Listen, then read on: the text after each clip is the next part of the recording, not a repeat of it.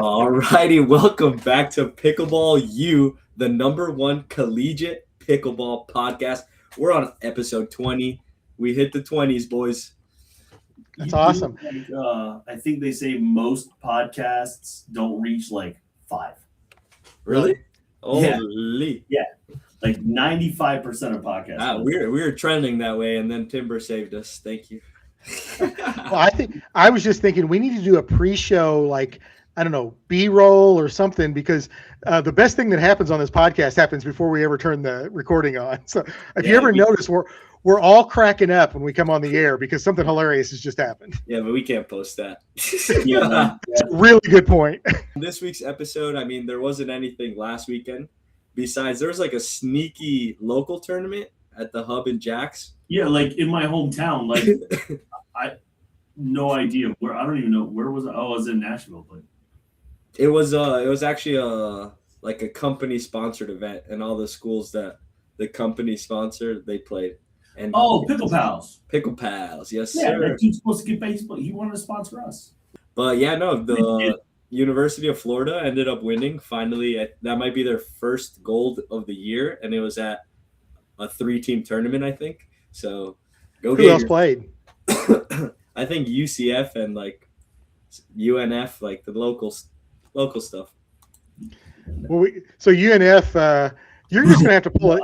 You're gonna have to pull a Signetti and just take them out from the nowhere to the championship. I mean, like, how about they played an event I had no idea. Wait, I actually don't know if they played. So I would assume it's in Jacksonville. But are they might not be sponsored by them. I don't know. Oh no, they're not. That's right. They're not. There Yeah, no sponsors. So you're good. You're good. Yeah. Yeah. So honestly, I mean, we don't have any idea who was actually there, but if both UCF and Florida were fully staffed, that's a mild upset. I would say UCF's a little stronger this year, or they have been. They have been when we've seen them. Yeah, they're UCF good. Dog, baby. We know, like, I picked them and won points according to our rigged system. Your rigged system, yeah, we'll go over that later.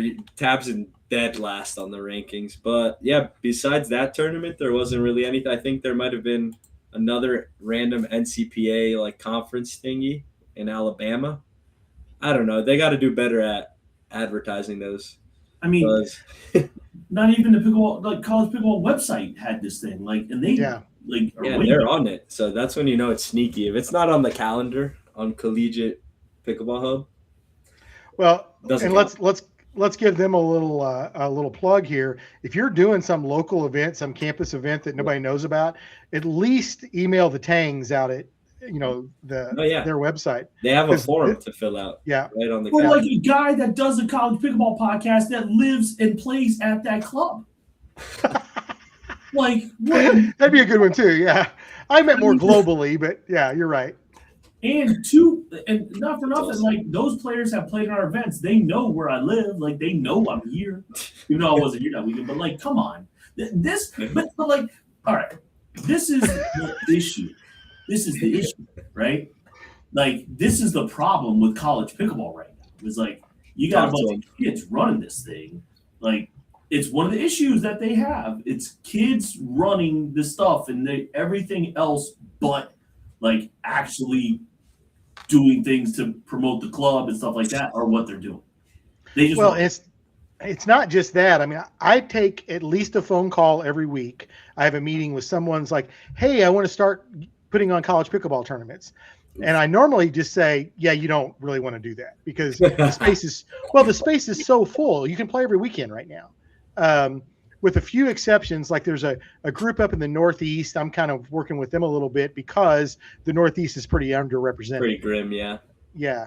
But other than that, man, look, if you're wanting to do something like that in a new space, go do high school. Nobody's doing that yet. Ugh. So, I mean, I don't want to do it, but if you're trying to make some money, that'd be a place to go. Hey guys, we are not doing a high school pickleball podcast. That's just weird. Yeah. All right. Well, this week we got a big tournament. Timber's hometown, the rescheduled tournament we talked about a while back. It's happening. It's in Indiana. This isn't the rescheduled one though. Oh. This is the duper. Whoops. Yeah, this is the duper. This Oh, is this the is- duper super regional. This has been on the books for all year. Even better. So yeah, we got the duper super regional, over 35 teams. And you know what time it is. We will be getting into our picks. But first, let's look at the happy to be here team of the week. The goated segment. We got Stanford 2 with a whopping 12.8. David Tabb would be the highest duper on the team. He's a 3-4. 3-5. So I'm going to say this though. I already love this team. I love everybody on the team, and because one of these people is definitely going to have a tech startup and make $1 billion, and I want to be your head of sales. So whichever one of you on this team becomes a zillionaire tech startup, please keep me in mind. You realize, like, they're not going to hire you to just sponsor college pickleball teams. Hey, I can sell Who knows? anything. I can sell Who ice to knows? Eskimos, man. Yeah. Oh, that's a good one. Shout out Peter, Samin, Briasha, and Lindsay. Best of luck to you guys. Have a great time out there. Do you know what I love most about this segment? Do you know what I like about this? What? It helps me not pick them. I mean, if you watch this show, you know, like, I still can't believe you guys even let me on this show. But the other thing is, like, I would absolutely pick Stanford 2 as an upset team. There. Did not have a clue. Here, we'll help you out even further. We got the favorites this week. We got the highest duper. Wisconsin won, only team over 20. They're looking pretty strong. Timber knows more about them. Yeah. So Wisconsin, I believe this is their top 4. This is the strongest team they can send. Their peak. Yeah. Yeah, I think that's their strong, especially on the girls' side. Sarah, I don't know Keena as well, but Sarah's an absolute stud. She's really good. The guys are good. I think to play on Wisconsin pickleball, you got to be like 6'3" if you're a guy. They got the tallest team. And it seems that they're also like the dumbest. Yeah, he does call them dumb all the time. Yep. Well, it's Wisconsin. Sorry, Cole. I feel like they've learned from some of their earlier mistakes a couple of years ago, where it seemed like they dominate day one and then maybe go out that night and pull a Wisconsin and have a good time. They got upset. They were the 2 seed a couple of years ago and got upset by the 15 seed Purdue, and it was like an 8 o'clock match on Sunday morning, and Wisconsin was looking rough. But it seems like they're taking a little more. Yeah, seems like they're taking a little bit more seriously now. So, alrighty. Well, before we get into our official picks for this week, I just wanted to remind, this is more just to rub it in Tab's face. This is the rankings right now. David is in dead last, which means he is the first pick this week. Let's look at the team list. Yeah, thank God. Okay. Here we go. We even have it by pools. We're next level. Thank you, Jacob, for sending this to us. All right. Take it away, Tab. What do you got? This is great. Like, this is awesome, right? Yeah. I'm trying to see here. Yeah, off the bat, you see there's a bunch of the same teams. Well, there's a bunch of course. Do I see a Purdue 6? 7. There's a 7. And they were supposed to have 8, and one of their players had to drop, so they could only send 7. Jesus. Yeah, Purdue 7. God. Please don't pick Purdue 7, Tab. I'm not. Hold on, because like there's a team that I picked that really let me down, but I'm kind of eyeing them again here. Oh, go blue? I mean, like, don't do it. They brought me to first pick. They did. So how do I not pick them again? No, Boise brought you to first. Yeah, Michigan didn't do anything for you. Okay. Yeah, they shit the bed. They're kind of buns. What team did I have that we didn't expect? Oh, that was UNC. Dude, every other one. You had UNC Charlotte, you had Boise, and then Radford. Is Radford? Such a good pick. I had Radford. That was all right. So I'm not gonna go favorite. Okay. Of course not. but I'm gonna pick this because I know. Please don't pick my pick. That Timber. This one's gonna get you guys good, right? Oh God. I am going Purdue 1. Ooh. It's not a terrible pick. I am going Purdue 1. I'm going Boilermakers continue to roll and continue their dominance of IU. We literally beat them 2 weeks ago. We just beat them. Yeah, but you don't know what's been happening lately. That's a hiccup.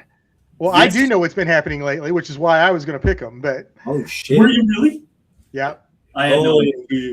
I newly picked them because I think want to root against Timber. I think Timber's gonna take my pick, but take it away, Timber. What do you got? Okay, well, Mr. Inside Knowledge here. These are I make phone calls. I do research. I don't know what you guys do for a living, but I call college students. So this is what I'm going to tell you. Indiana won. Their top two guys. Yeah, their top two guys are there. They're playing with two. They got their girl that was there. One of their girls that was there 2 weekends ago when they won it is playing, and the other one isn't. So they've got a new girl playing. She's a freshman. She's going to be a stud. Shout out to Berkeley. She's going to be awesome. But this is her first tournament playing with the number one team. So we'll see how they do. Ohio State is missing. Huh? No, I'm giving you everything, man. I'm giving you why I'm doing what I'm doing. Someone's got to know something. Yeah. Ohio State. Callum's still there. Callum's one of the best players in the country. Jace, who's been a long-term guy for them for a long time. He graduated mid-semester. He's in Durham now.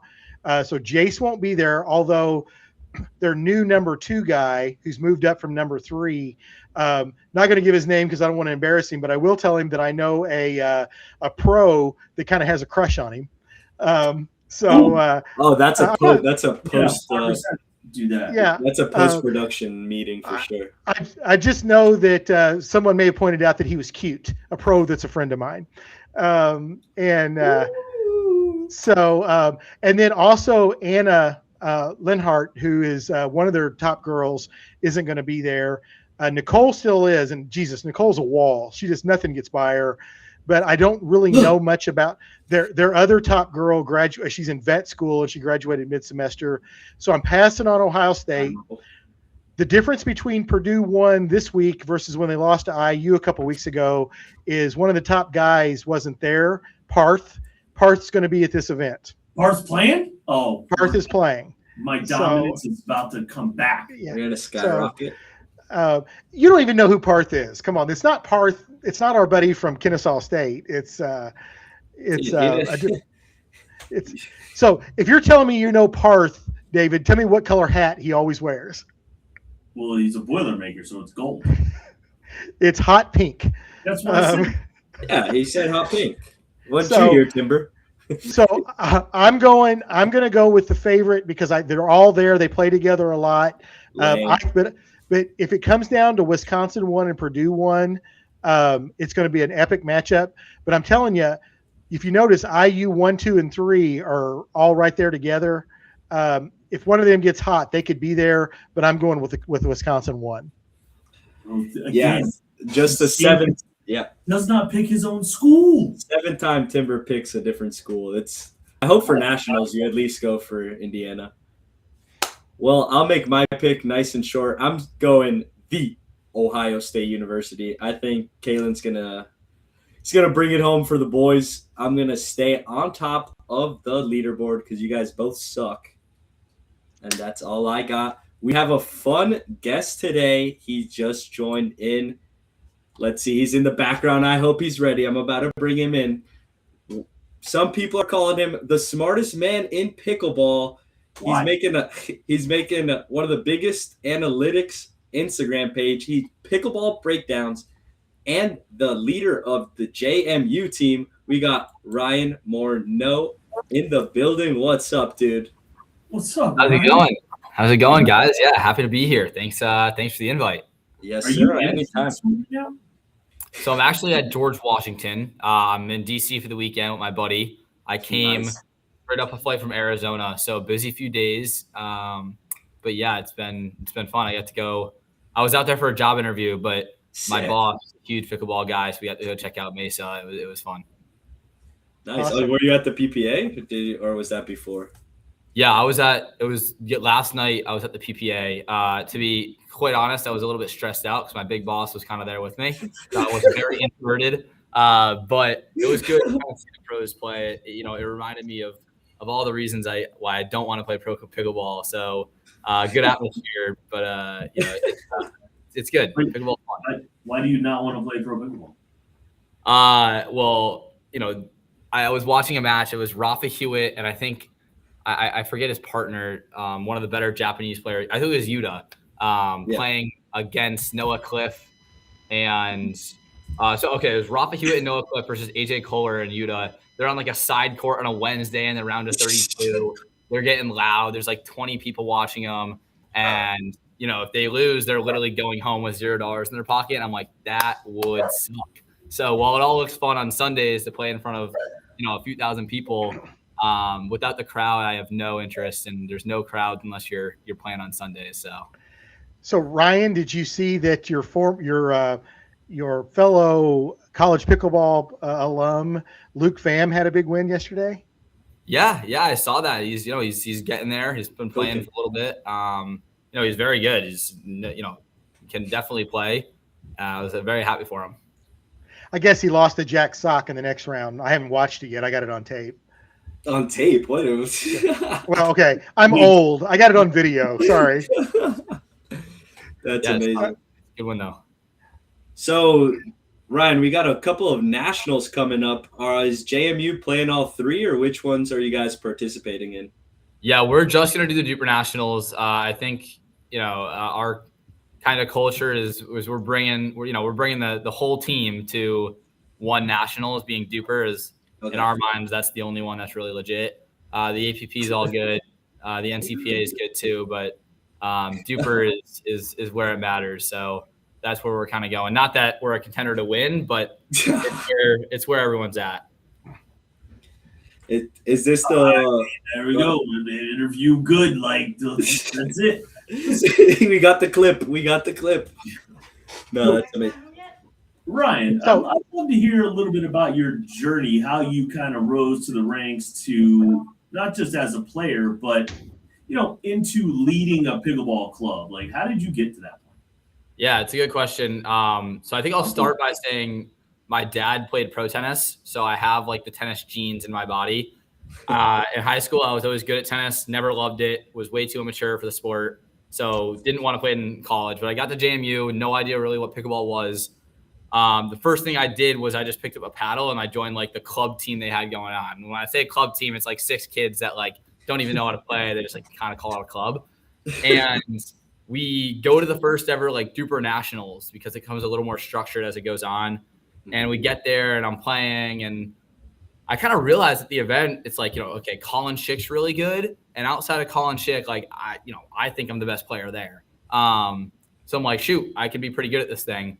And over the next, I would say my sophomore year, so call it another, 15 months, I probably played like 3 times a week, which is a lot for me, and got really, really good. Used like a Selkirk paddle, but when I say Selkirk paddle, it was like one of those square ones, right? Not like in a big shape.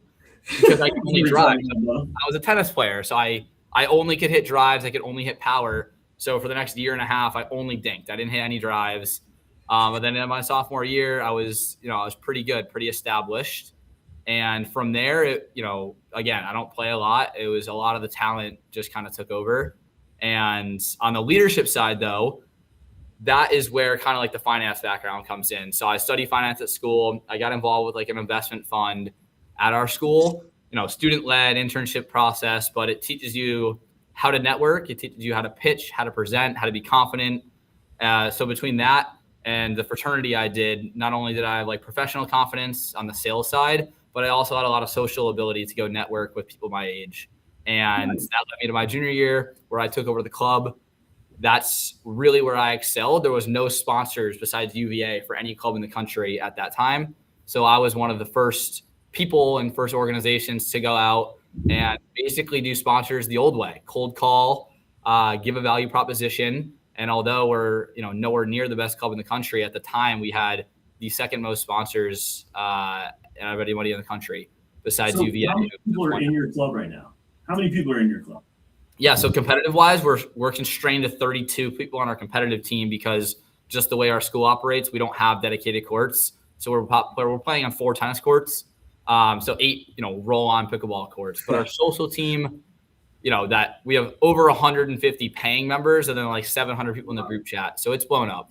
700 people in a group chat sounds miserable, but like that's awesome. And yeah, you mentioned something cool that Duper Nationals, Colin Schick's really good. We watched him beat Martin a few times, and it was a smoke show, but Martin held his own in that one. So it's cool to see you be a part of that.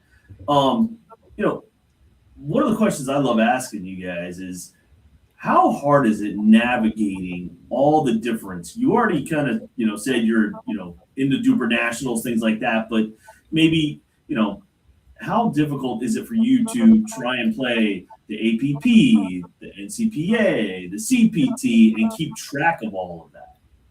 Yeah, it can definitely be a nightmare, especially if you're a club that really wants to play all of them. I think it depends how you structure your club. So let's just take, because it's close to me, like Virginia Tech, for example. A lot of their times, if their tournaments are far away, NCPA, APP, Duper Nationals, they'll take their best 4 players on the top team and send them there. No one else is really going to those tournaments, though. So that provides you a lot of flexibility, because now if you have 4 dedicated players, you have all the money in the world to send them there because you have the budget for it.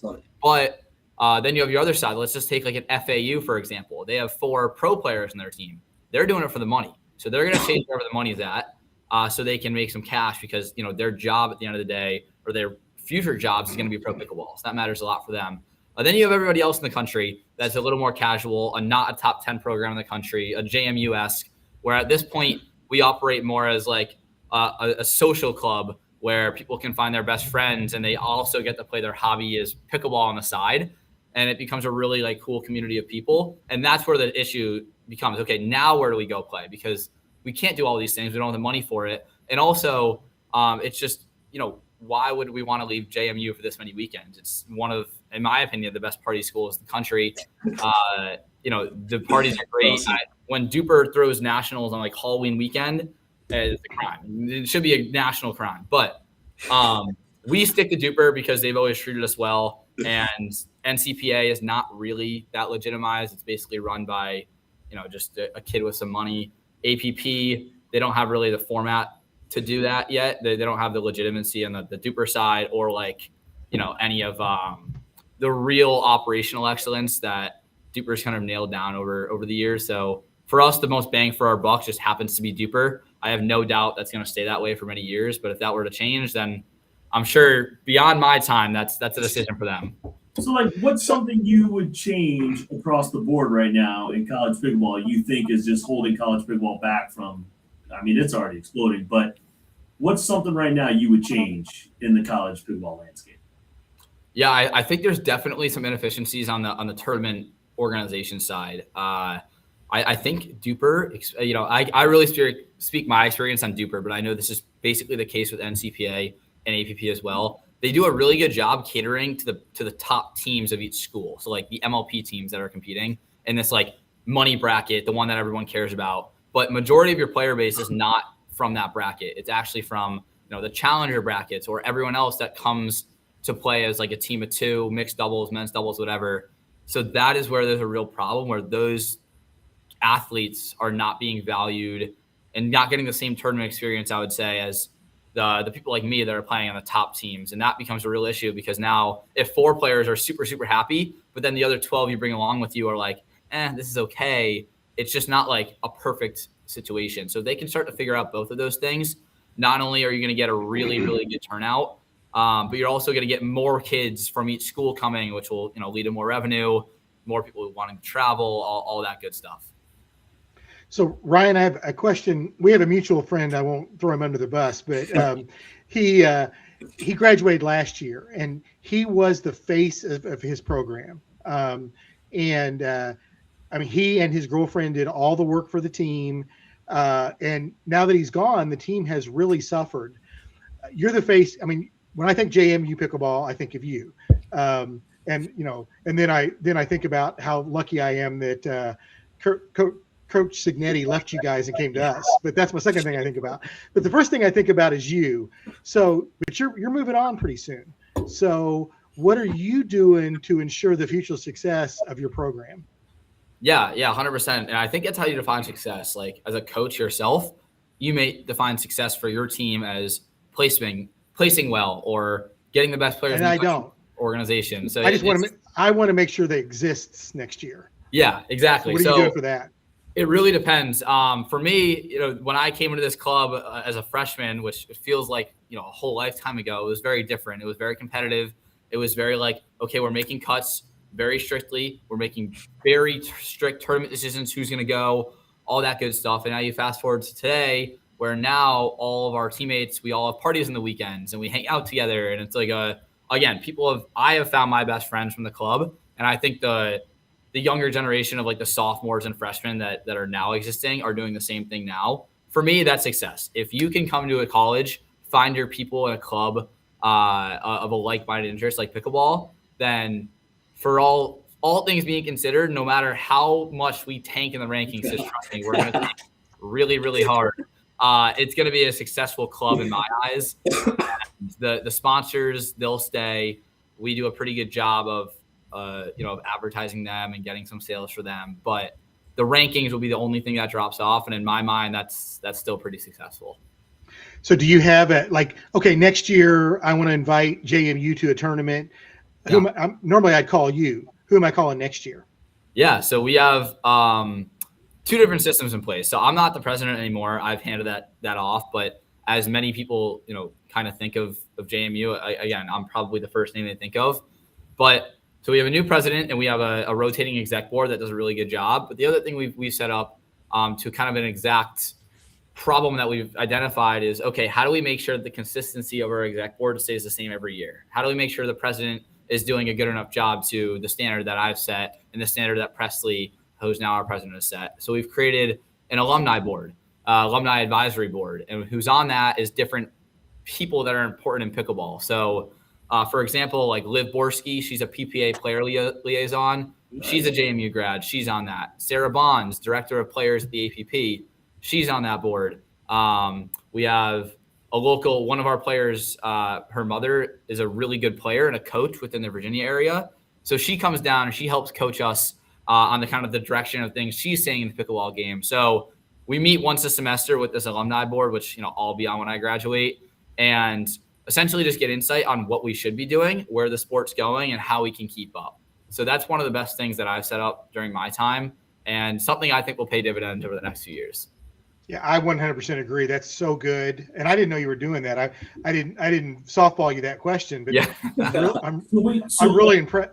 I'm impressed. What advice would you give to somebody who's coaching a team that was not as organized and not as good? Where would you tell them to start the process to bring their pickleball team to the forefront of the sport?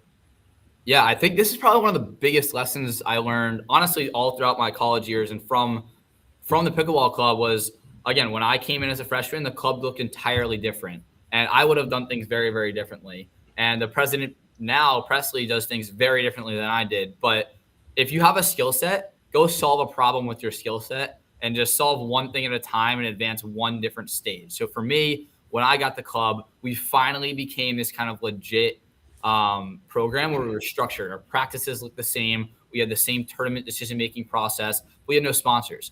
I was going to be really good at getting sponsors, so that's what I did. But what a drawback of that was because I was so focused on the sponsors, a little bit of the discipline and the accountability of showing up to practices and making sure people were, participating to the absolute utmost ability they should be was lost a little bit. Presley came in, she's the big boss, right? She makes sure that does not happen anymore. So she solved the problem she was really good at. I did something I was good at. You take one step at a time, and over time, you kind of get a product that becomes a pretty well-rounded version of what you hope it to be when you leave the program. I got to figure out what my kids are good at. David, it sounds like both you and I need to corner Presley at nationals and ask her a bunch of questions. Yeah, she is the best. Presley is the best. Yeah, that's my biggest struggle too. Is getting people to follow through on their commitments. Yeah. So, Sorry, go ahead. what do you see is the future of college pickleball? Do you see it as a stepping stone to the pro ranks, or do you see it just being a recreational fun thing for people that are just going to college and are good players to earn some money? But, obviously that social side is always going to be there. But do you see it as a progression point for pro pickleball? Yeah, if you asked me 2 years ago, I probably would have said yes. Now, I definitely don't think so, and I think it's because you see the younger generation. It's just an easy sport. It's just a fact. Pickleball is a general easy sport. You see baseball players playing, soccer players, tennis players. Anyone can play pickleball. Anyone can be pro. And if you're 14 years old and instead of playing all your time in baseball, if you go play pickleball, you're going to turn pro by the time you're 17 if you're a good athlete. So you don't even need to go to college to prove yourself on the collegiate scale to get to the pro game. You can literally go sign up for these PPAs and do what Camden Chaffin's doing what Will Schaffer's doing. All these kids that are very, very good and just as good as me at their young age. And on the flip side, you see Matt Wright, who's old as dirt. He's just as good as all those guys too. So again, it's not a hard sport. It's not like baseball where you need time to develop. And the mental game is just not as hard of a barrier as tennis is, as soccer is, like all those things. It's just it's a perfect sport where anyone can be good as long as you have some sort of athletic background. So if you're young enough and you want it bad enough, you can do it. Ryan, I am the same age as Matt Wright, and I definitely know that there's dirt that is older than me. Timber, I don't know, but Timber's fucking dead then. Yeah, if Matt Wright's dirt, then Timber's a walking ghost. Yeah, dust. Hey, Ryan, I'm curious your take. Did you see the new eligibility requirements for next year for Duper? Yeah, I like them a lot. I thought you might. I mean, full disclosure. Well, full disclosure, Ryan and I were both on the Duper committee, and we've talked about this a bunch of times. So what is your take? Why do you like them? Yeah, I mean, I want to keep the pros out of college pickleball. There's no room for someone to be coming into college pickleball just to earn a personal wage as a part of their stepping stone to the program. That's not what college sports are about at all, actually. And it's definitely not what a college club sport is about. So, while I'm personal friends with all the guys from FAU and all the girls from FAU, that should not be a thing where their decision-making process is based on where can I go earn the most money for myself. That's not how a social club sport should act. So, also the high schoolers, like you see, I have no idea how things work out in Utah, but they've got some young, I don't even know. They got some high schoolers that are, again, such an easy sport. They're so good at pickleball. And who knows what they do out in Utah. They got some crazy stuff going on with those kids, but they are good at the sport. And they're 16, 17-year-olds playing on their college club teams while not attending the school. I don't know if that's the best for just what a college club sport should be. I'm sure there's different opinions on that. But for me, one of the best things I've done at JMU was the JMU Pickleball team. And it wasn't for, winning any sort of tournament. It was for the experience I've gotten. And I think that should be what the entire goal of Duper is. It's not to be a personal money-making machine for these kids. Well, you got the new stuff, right? Is going to be they have to have a GED, which is going to eliminate all dual enrollment, right? So high school kids that aren't attending full-time. I agree with you, man. I watched some junior stuff at PPA in Daytona, and those kids can flat out ball. Yep. I think that though the path to going pro, they might go to college instead because they can continue their competitive journey and develop, because they're probably not quite there at the age of 18, 19 years old where, they might be able to still get seen, still get sponsors. They might not be on one of the major tours, but they can still compete on select ones that they want, as well as represent their college and still get those sponsorships and education. Okay, so I'll give you a counterpoint, but I agree with you. If the college team becomes better and there's more legit players, 100% agree. But the counterpoint, I'll just use me as an example. I've been the number one player in singles and a top 5 player for doubles in 2 years now. I mean, if you go ask any top PPA pro who I am, they're going to say, who? So they have no idea what the college game is. Maybe they knew Colin Schick because he was like the best, like, and also a pro during his stint. But I don't play the PPAs. I don't play the APPs. I'm the best player in college. They got no clue who I am. If it wasn't for my Instagram, literally no one would know who I am. So it's going to take some time to get to that level. But if it does, I 100% agree. It could be a good idea for a lot of these kids that need an education as well. That's, you know, I've always said this, and we've talked about this, Ryan. College pickleball should be for students who play pickleball, not pickleball players who just take classes so they can, you know, get a check or whatever. And so that's trying to do that. He 100% tried to enroll in IU's online class. Dude, that team, Timber doesn't even pick his own team. Why would I go there? They're bugs. Well, listen, Ryan and I have had a conversation about the Indiana University Business School and their MBA program and him playing alongside Carter Maris. Yep. So they looked very good in the All-Star game last year when they beat Jack. I'll go to Kellogg. What is it? What's the Kelly School of Business? Kelly. Yeah, it's one of the top. It's one of the top business schools you're going to find in the U.S. So yeah. So nice, man. All right. Hey, man, this was great, Ryan. I appreciate definitely getting to know you. Anything that you want to add that's on your mind about college pickleball? Well, I am curious to see, I mean, at least your thoughts on if you guys have any thoughts on the All-Star game this year, because I know there's a lot of good players. Last year, it was, you know, there were some decisions that were good, some that maybe not so good. Do you guys have any, any favorites that you want to see in the All-Star game? So, yeah, like that's there's only one thing that matters right now at the All-Star game, and that is a skinny singles match between Timber and I. Okay. I'm like, can't wait. Me neither. So Ryan, I can wait. You don't know what you're getting into because I've already pegged you to be part of my coaching team for that event. But to your question, it's a duper event, so they're just going to pick the top. It's going to be all duper. That's what it's going to be. So is there right now? Is it you and Maris again for the East? Is there anybody else that would be in the East? Maybe Callan. I don't know how they did it. I want to say last year they also took into account if you like played the duper events or not. Well, you had to play at least one. I know. Yeah, if I see Jack Monroe there, I'm gonna freak out. Yeah. Yeah, Jack. Yeah. I don't know. Ryan and Carter took care of Jack last year. Jack and Liam. So my work. Yeah, he might not have been trying his hardest, but yeah. I do want to see. I think here's what I think they should do for the All-Star game. They should definitely do walkouts. I'm trying to get a walkout for my senior year, like a walkout song. Oh my god, I love that. That would be a good pitch. Like me and my buddies, like we do one at Performance Pickleball, which is up here in Richmond, like for a singles event. Last year I walked out as Darth Vader. It would be electric. There we go. We'll lock it in. We'll lock it in for you. My next text is to Jacob to suggest that. That is a brilliant idea. We know a guy.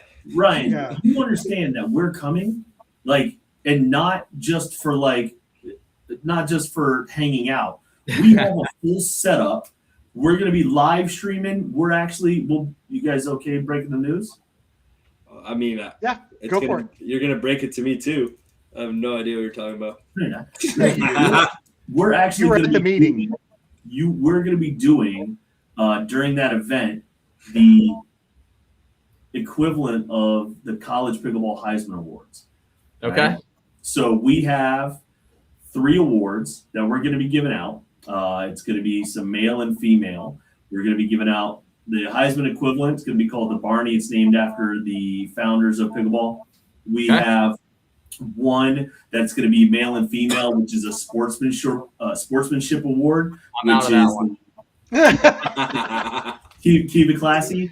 And then we are giving out an award for people that have been excellent outside of the courts for their club. So somebody who's built their club or done great, their club has done great work. So we're going to recognize an individual that isn't necessarily great between the lines, but outside of the lines has done phenomenal things to promote college pickleball. So we're going to do that. And then I'm going to destroy Timber in a skinny singles match. I love it. Yeah. Last pitch I'll have for the All-Star game. If my duper is not high enough for the top 2, you got to tell Jacob for me, Timber, that I've played 4 college events this year in duper. I haven't lost yet, so undefeated in the year. take that into consideration. I want to be back in the All-Star game. I haven't lost in a bit. So Yeah. No, that was I had a blast watching last year when Jack caused Maris to fall down. We played that on that on a repeating loop back at the hotel after the match.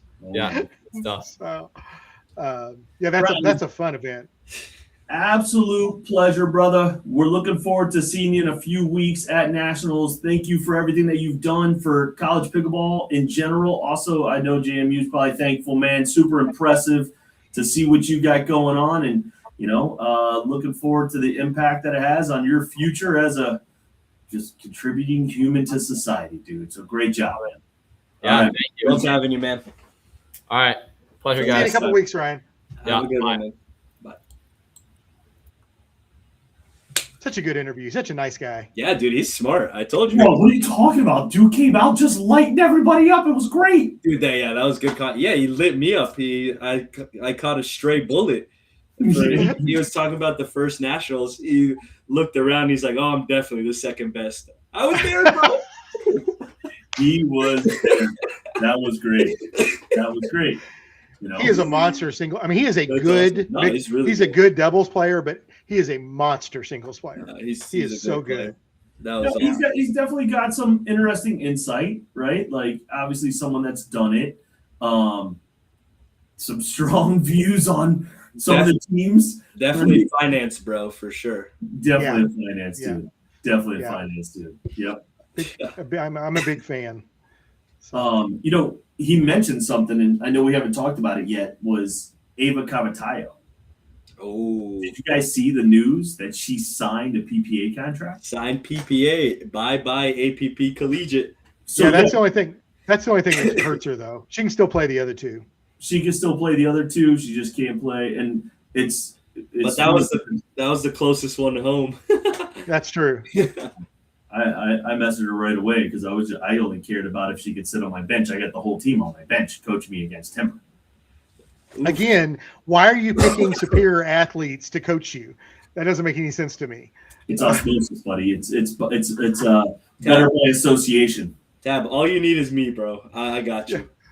Yeah, I want to be coached up. I want to be coached up by the best old fat guy in America. Whoever that is, that's who needs to coach me.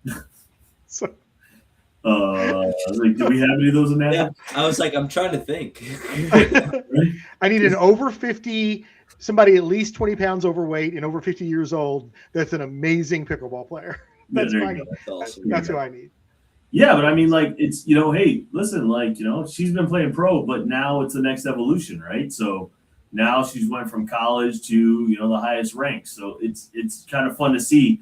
I wonder if they're going to do more on that college space, right? So we'll see. Looks like it. Yeah. Guys, I gotta roll. I've got a very important meeting. I got to pick my dog up from the groomer. So that's awesome. Great podcast. See you later.